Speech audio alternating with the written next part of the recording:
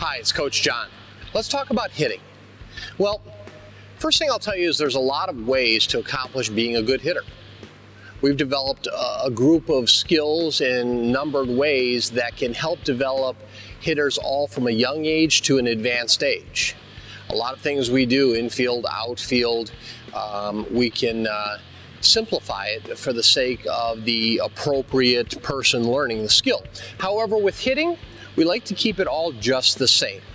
Some of the younger ball players may take a second to pick up some of the techniques, but I've seen girls very young do the exact same techniques that college girls do because they're challenged. So that's what we're going to do. We're going to look at hitting, show you what the priorities are in driving the ball, what the proper body movements are and positions are that can get you into a spot of doing this the best you can do it.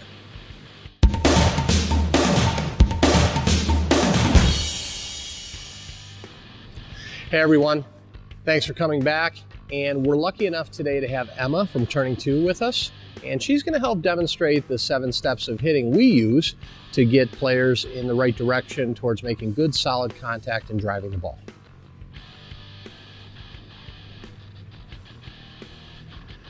Now, how we've labeled these terms is really simple, okay? So simple you might even laugh, but the first one is pitcher not ready.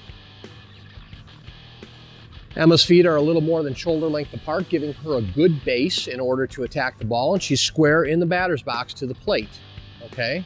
This is really important for some younger hitters just starting out. Like we've done here, you might want to put a piece of tape down. That way they can have a reference point in order to where to square their feet up at. Second thing is, Emma's just resting the bat on her shoulder, okay? She's got her knocker knuckles lined up.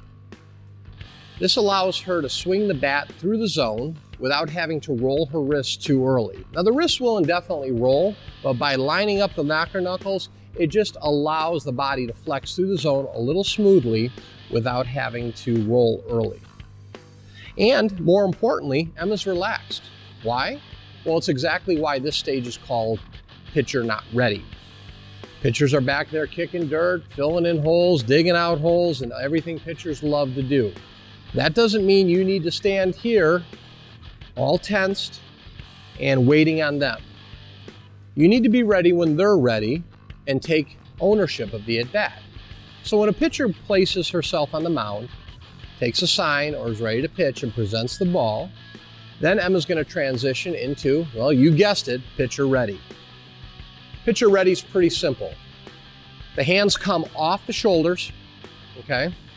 And the body gets into an athletic position. There's a little bit of lean and a little bit of bend in the knees. Again, not one formula works for everybody, but you'll find a comfort zone. If it looks like it's an extreme, then it's probably out of place. It should feel comfortable and it should feel relaxed. At this point, Emma doesn't have her bat popped up and she doesn't have her bat flat, okay? She's got it at a nice angle, and she's tight to her body inside of her shoulder line. Now, we're at a position where the pitcher is going to start her motion and start pitching. So every time a pitcher pitches, we want to have a timing mechanism, something that we can address the ball and say, do I want to hit this pitch? And we call that toe touch. Okay, it's where the bottom half of the body separates one way and the top half separates the other. Now, for teaching purposes, we're going to isolate just on the bottom right now. So if Emma can go back to pitcher ready, and go ahead and hand me the bat, Emma, and cross your hands over your chest. Now, at this point, Emma's weight is distributed on the insides of both of her feet. Okay, so she's centered on her core. She's feeling that weight there. As soon as the pitch starts coming and she wants to time it, she's going to take a step forward with her front foot, okay? And she's going to feel most of her weight on the inside of that back foot traveling up through and loaded on her back hip. Now, I want you to understand that you'll see a lot of players that lean back, okay?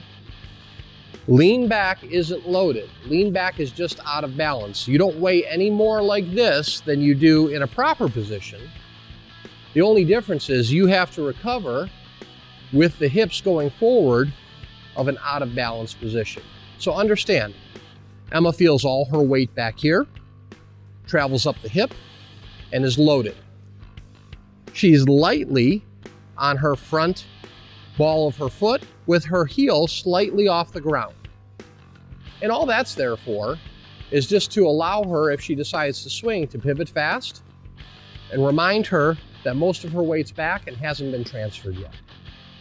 Now, something happens at the same time with the top half.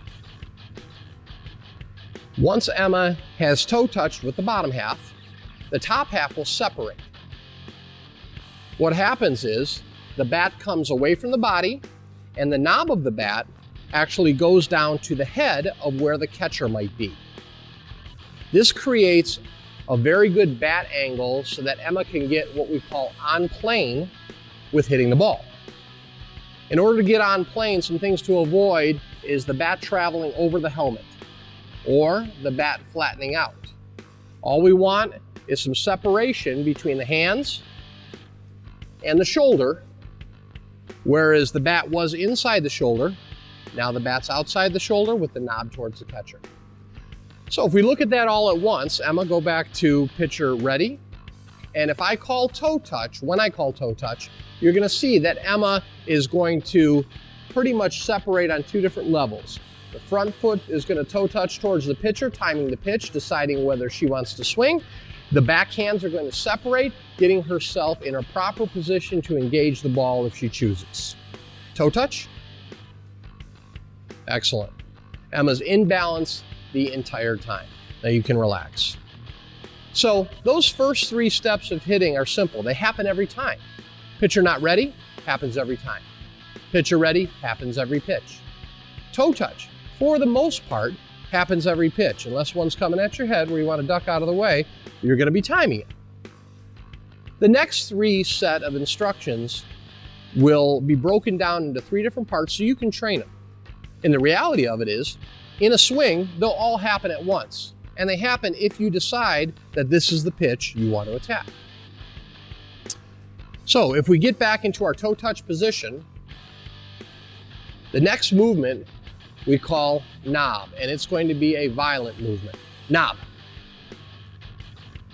If you notice, and it happened very quickly, Emma started taking the back hip and driving it towards the pitcher, allowing herself to pivot on her back foot and turning the front foot into a solid plant base to push up against. Now that's just the bottom half.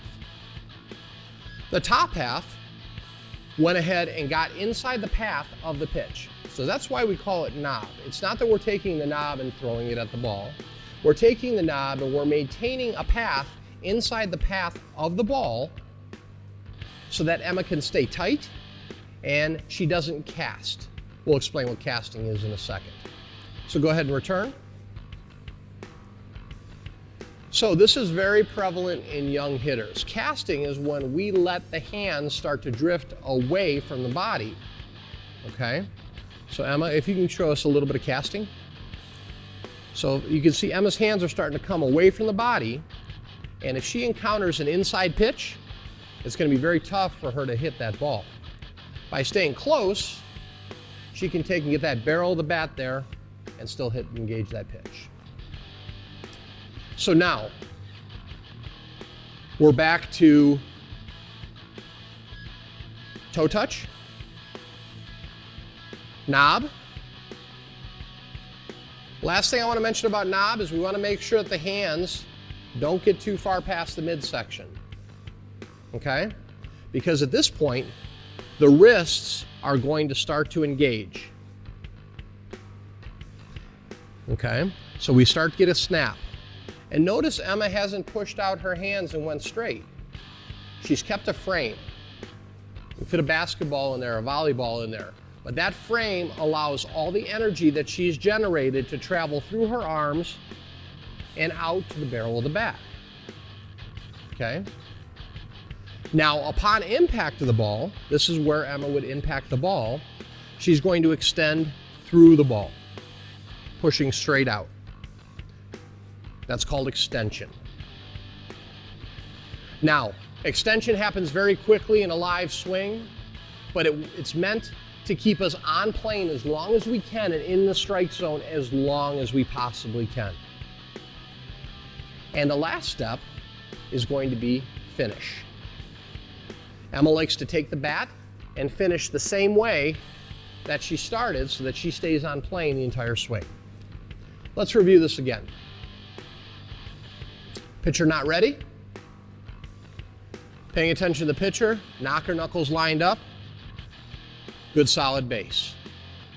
Pitcher ready. An athletic stance. We're feeling the weight between both of our feet on the insides. Hands drawn up, focused on the pitcher. Pitch is coming. Toe touch. Front foot goes forward. 80% is on our back foot on the inside and loaded up through the hip. We've got good separation with the hands, and the knob is pointed right at our catcher's head. Those are the first 3 steps. Now the next 3 that happen all at once: knob, hips accelerate first, letting the bat come second. Point of contact, wrist snap through and get the bat head to the ball. And extension.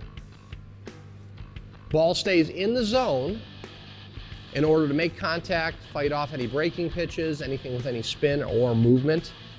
And then staying on plane, finish. So right there, you can relax, are the 7 steps of hitting a softball. I know it seems complicated, but if you go through very simply with each one of your players, your kids, whoever you have that you're working with, and just break it down step by step. These muscle movements aren't hard and they can pick it up fairly quickly, okay? So we're gonna come back and we're gonna show you a couple of drills that'll help move along the progress and put some of these skills to use. I hope you enjoyed this latest video from K2 Mentoring. If you did, please make sure you hit the like button and of course share it with your friends and teammates. Now, don't forget to subscribe so you don't miss out on our next great video. And again, thanks for training with us. Enjoy and keep working hard.